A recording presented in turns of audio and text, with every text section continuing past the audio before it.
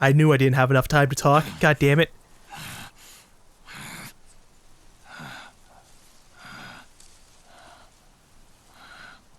That's right. Good. No need for you to go just yet.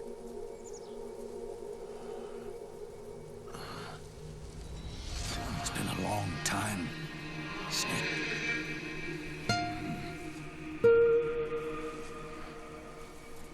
Plot twist! Big Boss is still alive!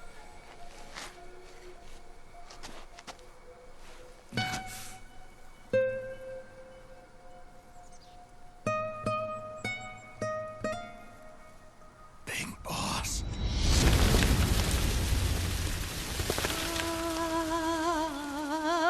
Debriefing! Naked Sun!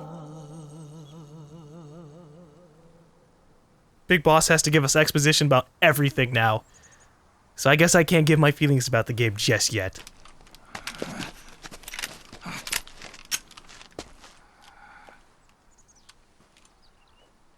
Down boy, if he wanted to shoot you, he would shoot you right now. Kinda has a machine gun.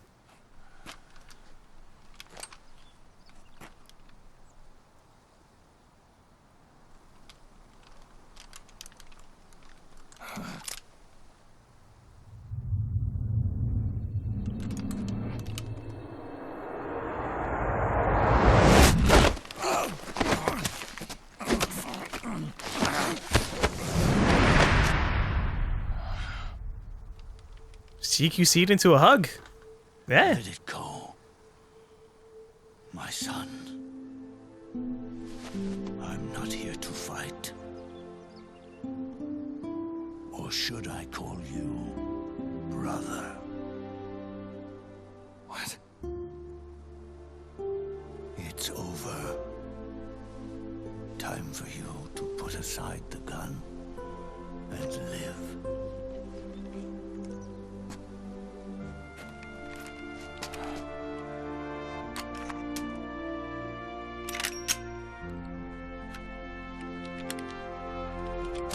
It all began with a bunch of old fools. Now, they've all passed away. Their era of folly is over. I'm the only one left, and soon I'll be gone too. How can you still be alive? That body, liquid burned on the Volta, wasn't mine. That was the body of a clone. Solidus. Wrong eye. Remember? He was a perfect clone. Zero and the proxy AIs that came after him were convinced that Solidus was me. I was implanted with nanomachines, kept in a state of eternal sleep by JD and the proxy AI. They had me sealed away completely, not only my physical body, but my will too. The technology was similar to what they used to restrain the B&B members you encountered. For me to wake again, the system had to be destroyed, one way or another. Ocelot and Eva wanted two things: to bring me back to life, and to end the Patriots. That meant destroying the AI and killing the man, JD and Zero. Right before you uploaded the virus into GW, the way to JD was opened, but only through the physical manifestation of GW. That's when we finally learned the location of this man, Zero. For me, and for them, for Naomi, nothing was more important. And it was for that that they put their grand scheme into motion. Eva stole my body from them and reconstructed it by replacing the missing parts with pieces from liquid and solidus. And Ocelot, in order to fool the system, used nanomachines and psychotherapy to transplant Liquid's personality onto his own. He used hypnotic suggestion to turn himself into Liquid's mental doppelganger. For all our advances in nanotechnology, information and genetic control, they've never managed to control people at will, let alone turn one person totally into another.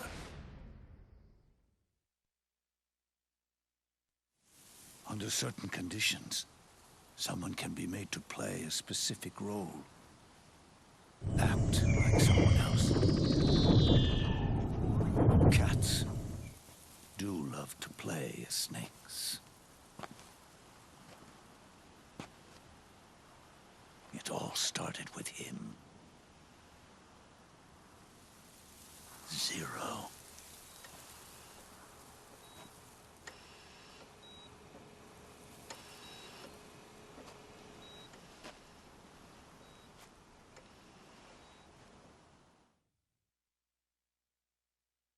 Zero grew old, and by the end his Patriots were being run by a network without shape or form. What do you mean, without shape or form? The proxies were only one small part of the vast cycle that Zero created. The corporations, for-profits, and research institutions that comprise the military-industrial complex were part of it too. They operated on budgets automatically allotted to them by the proxies. Accounts maintained by the Patriots. The network covered everything from weapons R&D and investment to production and marketing. It encompassed the people, the companies, even the laws that protect them. Politics and economics became nothing more than iterations of the same oppressively uniform system. I don't think anyone realized that it was all a setup, a mere set of norms. The Patriots were those norms, a neural network reduced to its simplest form. That's what they really represented. Uniformity without individual will, without change. But then one day, those norms suddenly deviated from that pattern and underwent a mutation. It was like the birth of a new life form. The system found a new way to propagate itself. War. The norms the Patriots had crafted for their unified state quickly became dependent on a single business, the war economy. Meanwhile, the political cause of creating a cleaner, safer battlefield provided a convenient catalyst. By then, the system was no longer being steered by Zero's will, or anyone else's. It was then that the norms, manifested as AIs, the inheritors of Zero's will, began to reproduce and take on a life of their own.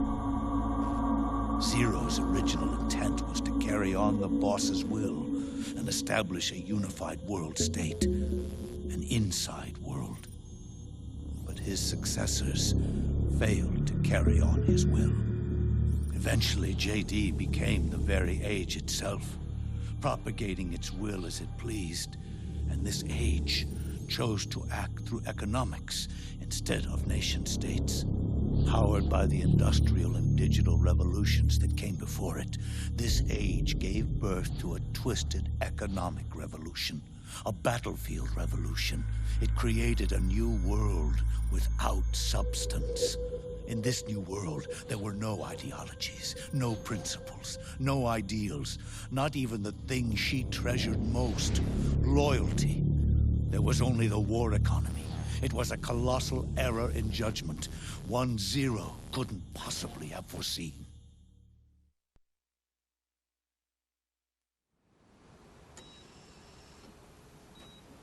With the American system in a state of collapse, the Patriot society has reverted to a blank slate.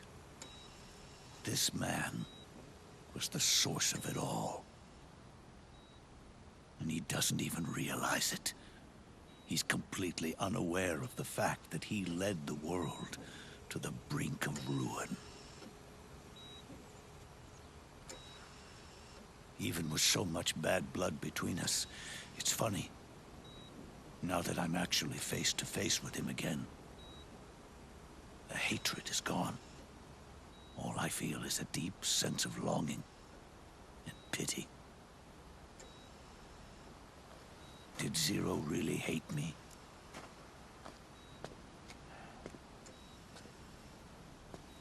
Or did he fear me? Huh. It's too late to ask him now.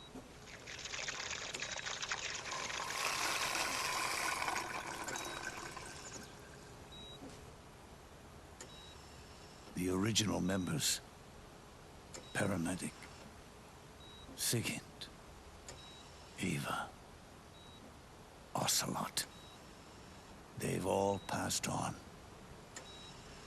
Only Zero is left. Everything has its beginning, but it doesn't start at one. It starts long before that, in chaos. The world is born from zero. The moment zero becomes one is the moment the world springs to life. One becomes two, two becomes 10, 10 becomes 100. Taking it all back to one solves nothing. So long as zero remains, one will eventually grow to 100 again.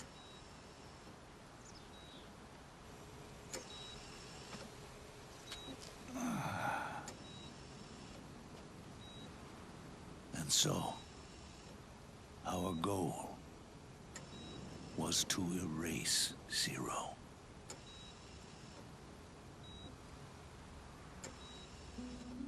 Even the mighty Patriots began with a single man. That one man's desires grew huge, bloated, absorbed technology, began to manipulate the economy. We realized too late that we had created a beast. We had helped turn Zero into 100. His sin was ours. And for that reason, I'm taking it upon myself to send Zero back to nothing.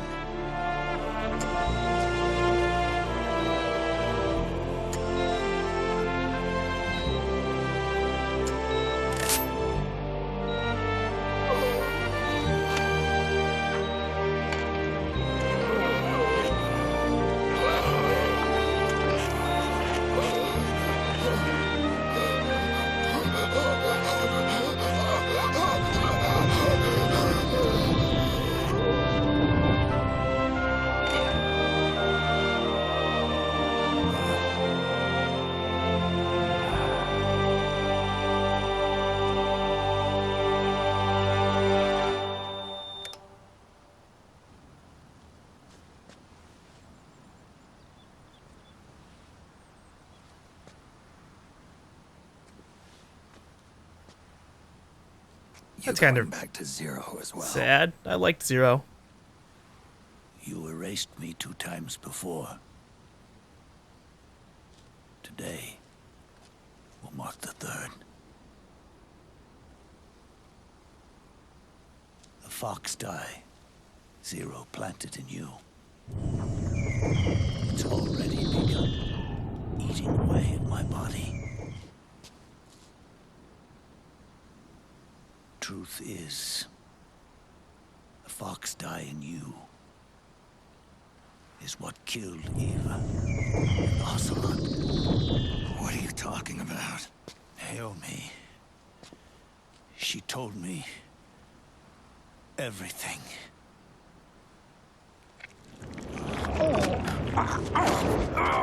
Wait! Don't die before you tell us everything. They did it again. Oh, they used you to kill me. Oh, the Patriots. No, they're proxies. In order to bury us. They did it again.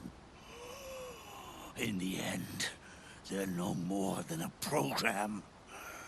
Oh, all they can do is repeat the same pattern over and over again.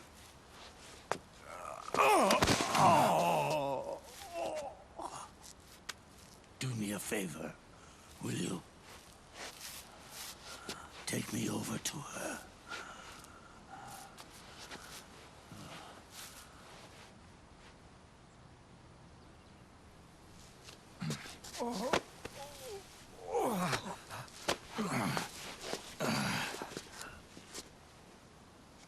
There's one more thing Naomi wanted me to tell you.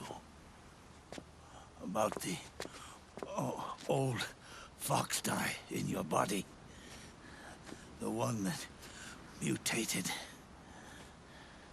The new fox die inside you continues to multiply. At the same time, it is preventing the old mutated fox die from reproducing. The new fox die is uprooting the old. Naomi confirmed it in her follow-up. The mutants are receding. Before long, they'll be gone entirely. Does that mean the mutant strain won't cause an epidemic? Oh, it will only live as long as you do. But even then, the process will just repeat itself.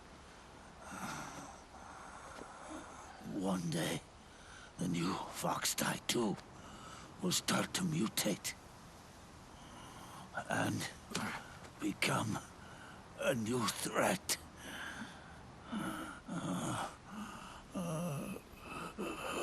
That is, if you manage to live that long.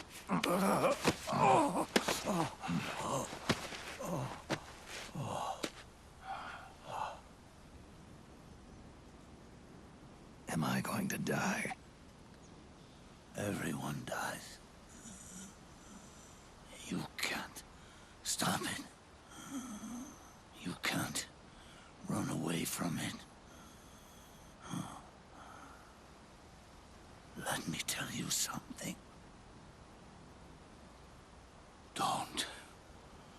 Don't waste the life you have left fighting.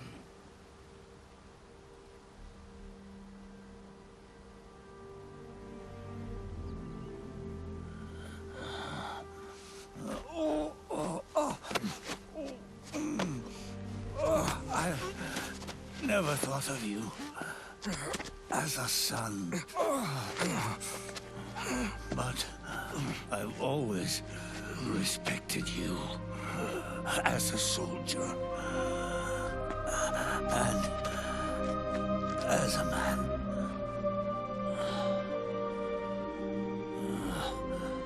If you'd been in my place back then, maybe you wouldn't have made the same mistakes that I did. Ever since the day I killed the boss with my own hands, I was already dead.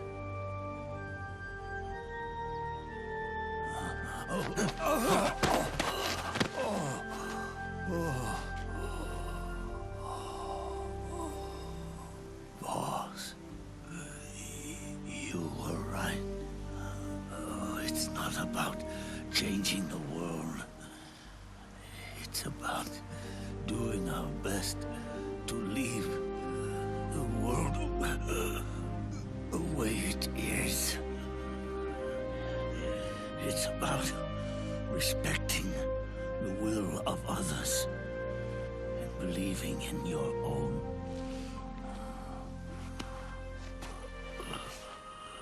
Isn't that what you fought for?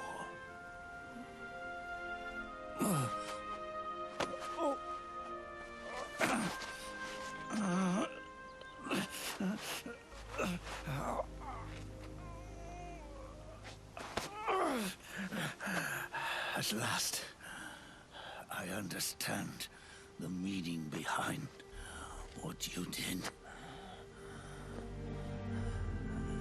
At last, I understand the truth behind your courage.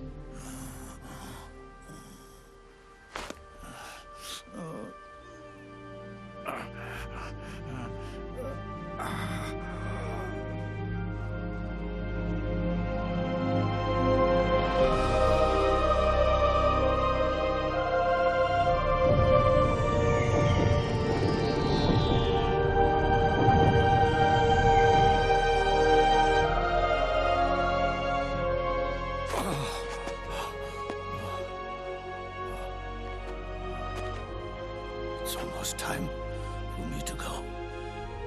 And with me, the last ember of this fruitless war dies out. And at last, those old evils will be gone.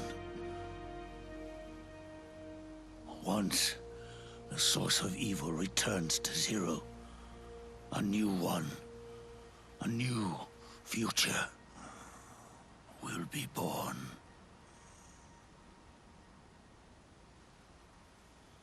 That new world is yours to live in, not as a snake, but as a man.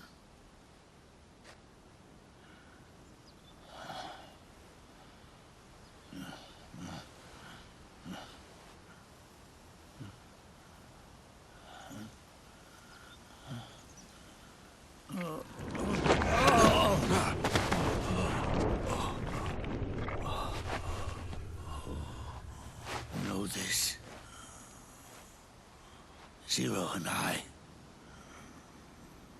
liquid and solidus, we all fought a long, bloody war for our liberty.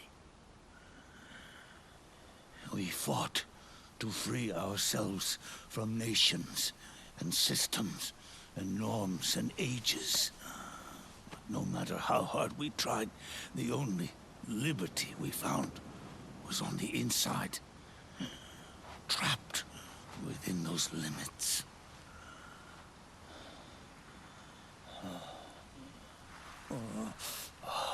The boss and I may have chosen different paths, but in the end, we were both trapped inside the same cage. Liberty.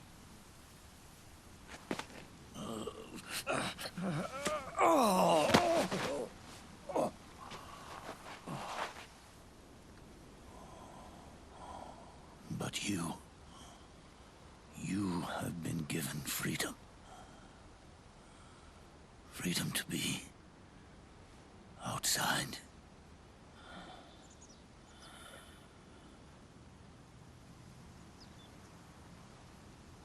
You are nobody's tool now. No one's toy. You are no longer a prisoner of fate. You are no longer a seed of war. Oh, it's time For you to see the outside world with your own eyes. Your body and your soul are your own. Forget about us. Live for yourself.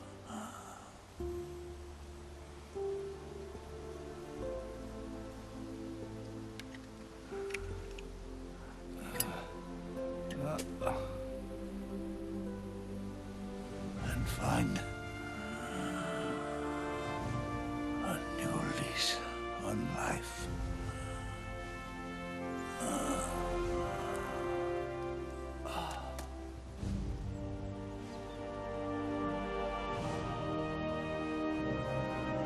Boss, you only need one snake. No. The world would be better off without snakes.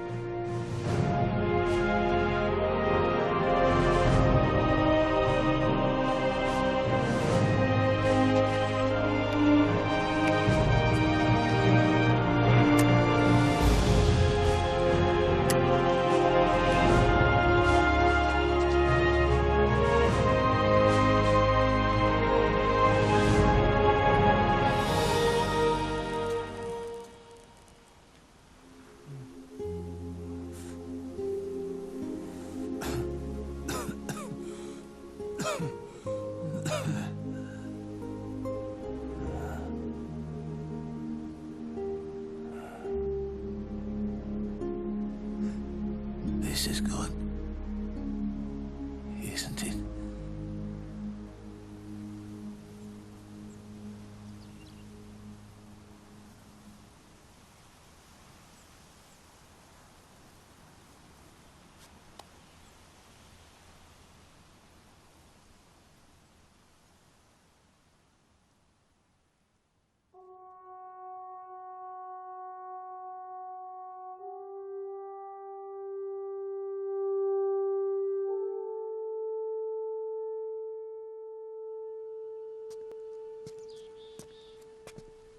Snake, wait up! You forgot these.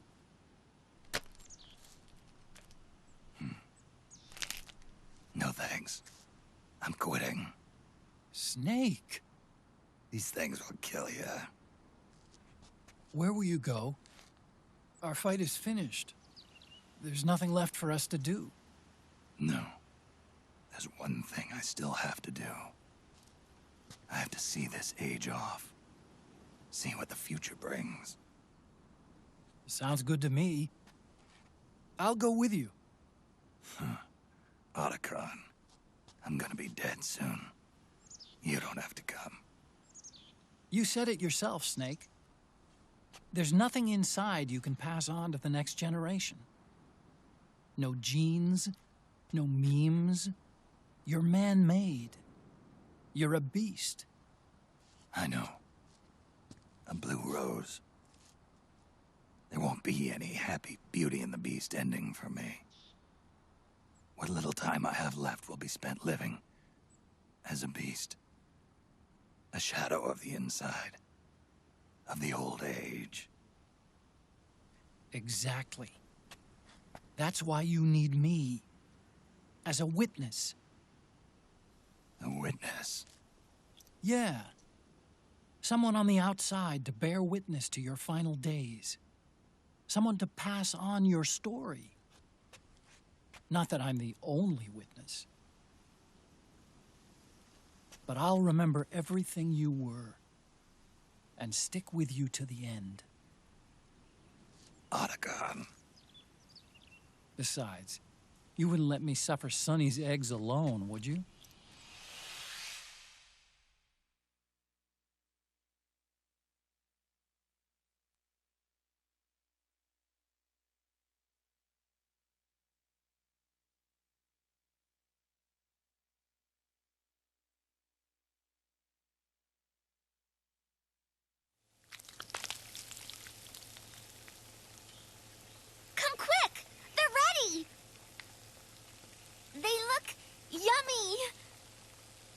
sort of like the sun.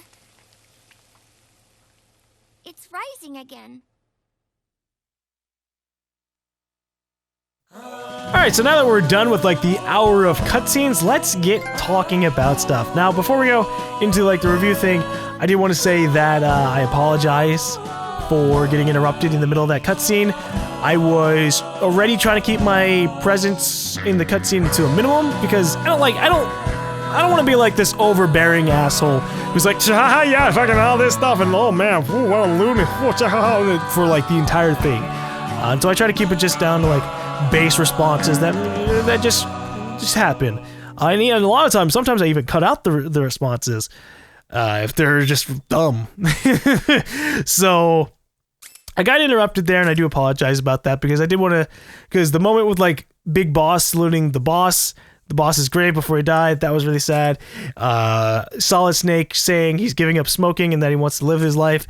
That was something I also wanted to react to, and I wasn't able to. But let's get talking about the review. Now, you might notice that I kind of sound like my voice is dying. It is really hoarse. It is, it's kind of bad. And the reason how come that is because I've been talking for about 3 hours trying to form words into a way that would explain exactly how I feel about Metal Gear Solid 4. And it's the same situation as Metal Gear Solid 2, where I have a lot to say, but at the same time, I'm doing this a little bit after Metal Gear Solid, and so I've had some time to think. However, I didn't have enough time to think, apparently, because I don't really know what to say exactly. So hopefully I can keep this end thing review condensed enough. Alright, so let's get into this. Let's get into how I feel about the game. Alright, so base gameplay-wise, Metal Gear Solid 4 is great. It is an evolution. It is a compilation of all the good things that Konami has learned over the years about how the games should play out. It has third-person camera from Metal Gear Solid 3 Subsistence, which allows you to just view the entire environment how you want to watch it instead of how they want to force you watch it. You have over-the-shoulder aiming like a traditional third-person shooter. Even if it's a little bit wonky, it serves its purpose, and so that's really nice. It allows you to actually, I guess a lot of it is just, it allows you to actually play as Solid Snake rather than just kind of hope to kind of play as Solid Snake. And by that I mean or rather as the character, not really Solid Snake. Replace the word Solid Snake with character. In Metal Gear Solid 3, if you wanted to aim in third person, you didn't really aim directly at them. You had to go into first person to be able to get an accurate shot. Metal Gear Solid 2, a lot of times characters were off screen. Metal Gear Solid 1, a lot of the times characters were off screen. And sometimes they respawned too. And so like, you know, you'd look in first person and you'd see like one guy running at you from a ramp and you shoot him. And then you'd start getting shot by another guy who never existed before. And so you have this evolution where they just let the player play the game and actually get immersed into the environment, really try to sneak around. They want you to play more into like trying to blend in with the environments. The Octo Camo suit was a little bit overpowered, but at the same time pretty cool. It was a neat thing. Although I think what they could have done gameplay wise was they could have introduced it in a more progressive way. They could have made the suit start off half working and then made it go up to being like this really overpowered thing, because then at the very least you would have to learn how to sneak around. But I mean, there's a lot of good things. You have video codec calls, or at least most of them have like a video feed of somebody else, and that kind of draws your attention a lot more than just reading words and hearing words being said. Now don't get me wrong, as a Let's Player, get me, I know a little bit about having to listen to someone for significant amounts of times, but there's just a point where Metal Gear Solid 2 is a perfect example of this, where they force you into the codec calls and not much is going on screen, so it's just boring. And they didn't have that so much with this game. A lot of it was interesting cutscenes. Most of the cutscenes ended on like, you know, significant notes. rather than just going, all right, I'm a cutscene, I exist, and gone. Now, to be fair, they still kind of did that. All the cutscenes are kind of like, I'm a cutscene. You're not going to be able to play the game for 20 to 60 minutes. And we're gone. All right, welcome back to the game, and here's another cutscene. But I guess that kind of just stems into, like, the problems of Metal Gear Solid 4. But I did want to say that I enjoyed the base gameplay of Metal Gear Solid 4 a lot.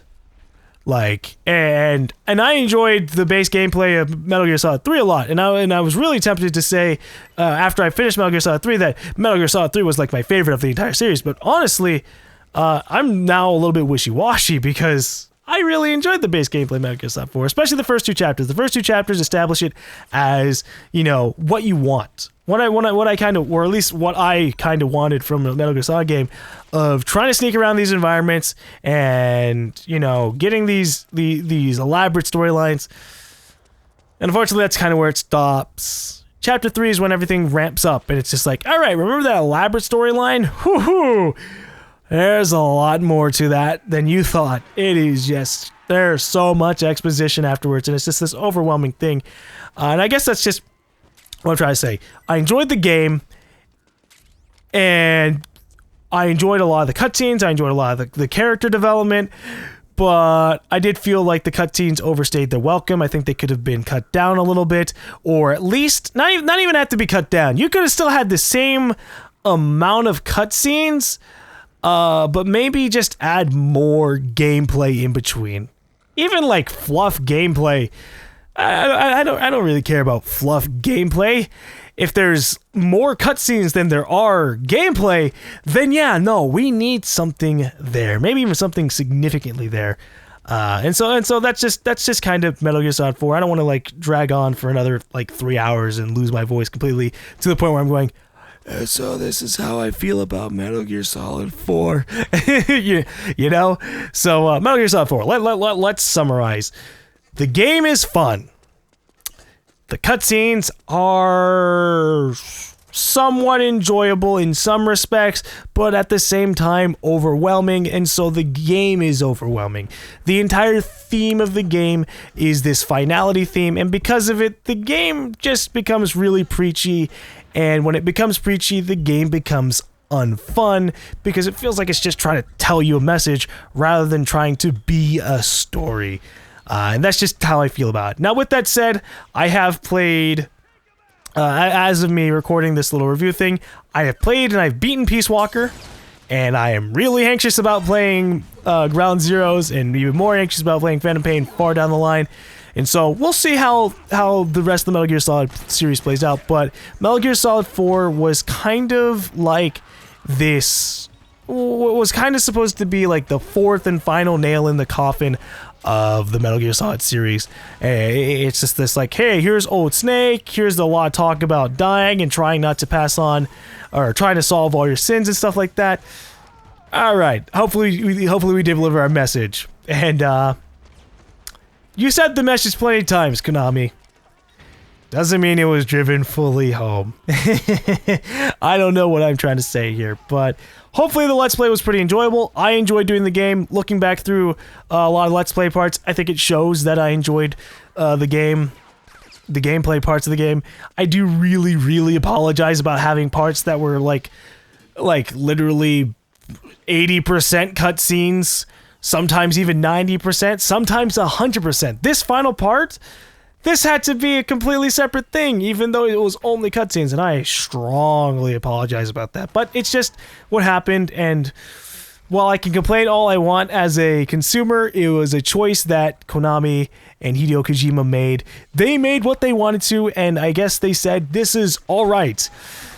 I disagree with that fact, but at least I had a little bit of fun. I'm looking forward to seeing how else the rest of the series goes. They're trying to say that Phantom Pain is the end of the series, but we'll see about that. Anyways, I will see you guys in the next Let's Play, which will probably be Peace Walker. If not, then Ground Zeroes. If not anything else, then just some other Let's Plays. Thanks for watching. I will see you guys later.